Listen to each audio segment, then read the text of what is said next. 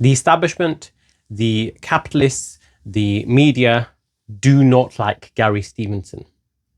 Because, of course, what he says makes total sense for anyone who is part of the working class. And, of course, it makes sense to everyone else, only that they don't agree with the conclusion that is being made here. But they hate him particularly because he's from the working class. But he also made enough in terms of his smarts and rising up in a stock, trading game to become part of the 1%. You see, Gary Stevenson is a prime example of somebody who's made it. Only that by mere virtue of being, making it, doesn't necessarily change your personality. This is a person who understands where he's come from, the working class, being born into relative poverty compared to the average person, to the middle class. And he's risen far above the middle class. But because he has a conscience, he understands that it is, and also understands the way the system works. Because of course, and this is why he understands, despite not having an economics degree, or rather a degree that is, PhD level, as many of his detractors might have, he understands the system and how it has a ripple effect, a domino effect on the average person. Because of course, he made money betting on how the markets twist and turn in response to externalities, to crises. This is exactly how he made his millions, basically. And of course, with his knowledge and with the consensus of the majority of people, of course, even people who are millionaires, of course, he's part of the Patriotic Millionaires organization, which advocate for increasing taxes on the super rich, because of course these people have a conscience. They also want to see society improve. It is precisely the sorts of people who who believe that they're an island unto themselves, who are the ones who are not living in reality. Whereas Gary Stevenson is living in reality. The people who made the riches and believe that they're an island to themselves and believe that every cent that they made is due to their own efforts is complete hogwash. It's complete nonsense. In fact, these people depend on the system. They depend, for example, for anyone to make millions, they depend on a society that is educated. So they depend on a society that has schools. They depend on a society that feels safe. So they depend on a society that is protected by a police system. They depend on a society that has enough social cohesion, enough social services for people to not go out and riot. So they depend on a system of roads, of safety and social and security. They depend on the internet being invented, which was invented by somebody, not by corporations, but by somebody working for a government organization as part of, I believe, NASA. So in the military, military, of course, even the state military has invented a large degree of, technology that has then been, of course, absorbed into corporations. Like the iPhone, for example, has a lot of technology that's been adapted from public research. This is nothing new. This has been discussed for decades and decades. And of course, even though I won't sing high praise about Noam Chomsky has been talking about this for decades. So the super rich are not an island unto themselves. They are simply have a blind spot as to where they've come from. And this is the crux of society, of people who are, okay, parasite might be a strong word, but the sort of people like the Zionists, like the super capitalists, like anyone who's right wing, who sees themselves as a cut above the rest. They are also the apple from which the branch and the tree that they see themselves separate from. They see themselves separate from the entire system in which they depend upon.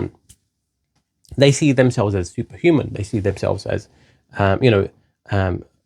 of course, a favored by the gods.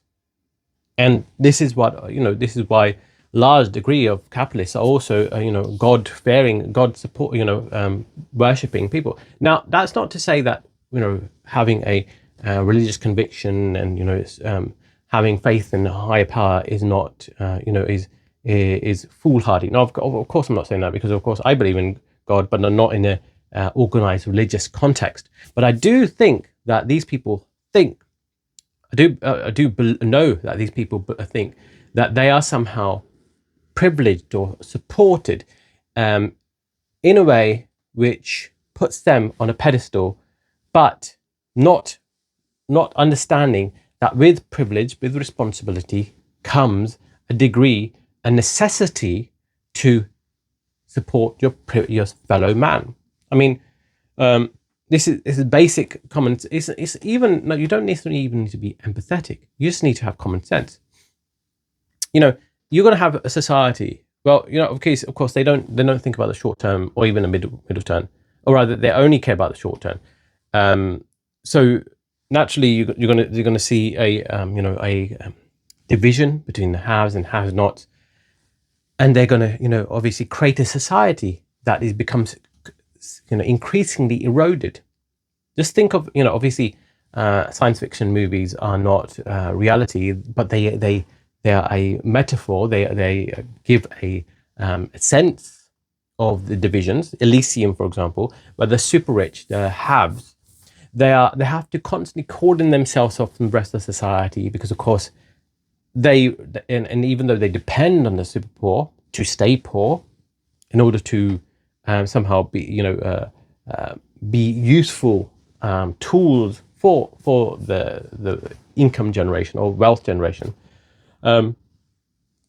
they still in the end create a society that becomes more increasingly toxic. Now, we've had heat waves that are unprecedented, but have been foreseen by climate scientists for decades now, because of course fossil fuel generated climate change is inevitably going to increase CO2 levels. They're going to increase the conditions in which the temperature increases to a devastating point.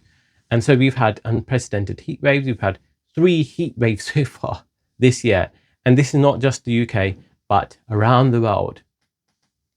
Now, the vast majority of the super rich who don't believe in taxes, don't believe in a democracy, like the Donald Trumps of the world, the fossil fuel barons, they themselves would deny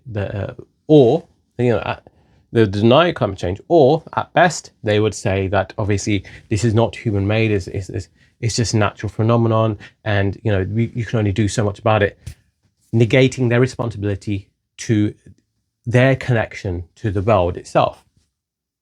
And this is not any different to Zionists, how Zionists believe that they are entitled to the land on which they've stolen, and of course increasing the chance of wildfires, because instead of having the native plants flourish in the lands of Palestine, they've uprooted them and and they've implanted European plants that have an increased likelihood of causing wildfire, because they're not indigenous to the land. They don't have the heat resistance that is necessary for that kind of level of heat. And so there's a disconnect between themselves and the environment, disconnect between themselves and the livelihoods and the lives of people around them, the Palestinians.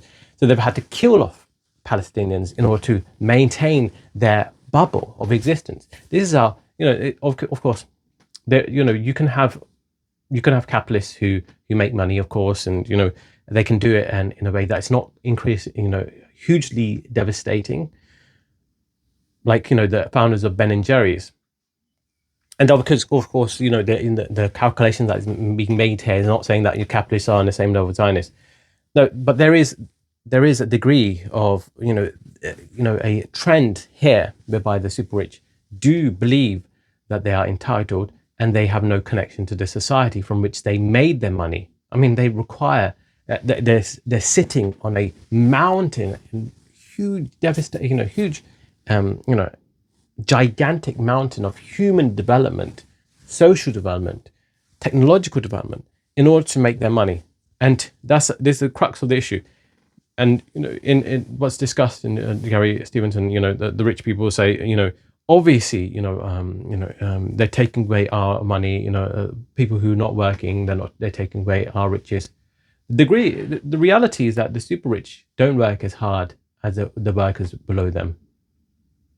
It does, there is very little in terms of the degree of work that you put in, the calories that you're burning, the kind of the mental work that you're putting into, and the amount of money you're receiving at the end. It's simply, they just have a different mode, a different way of operating in the world. They're about wealth extraction, whereas a scientist might work twice as hard, but the scientist is interested in finding a cure. They're interested in finding some sort of a solution to a problem. Whereas a entrepreneur, they're more interested in is wealth extraction by finding opportunities to make money.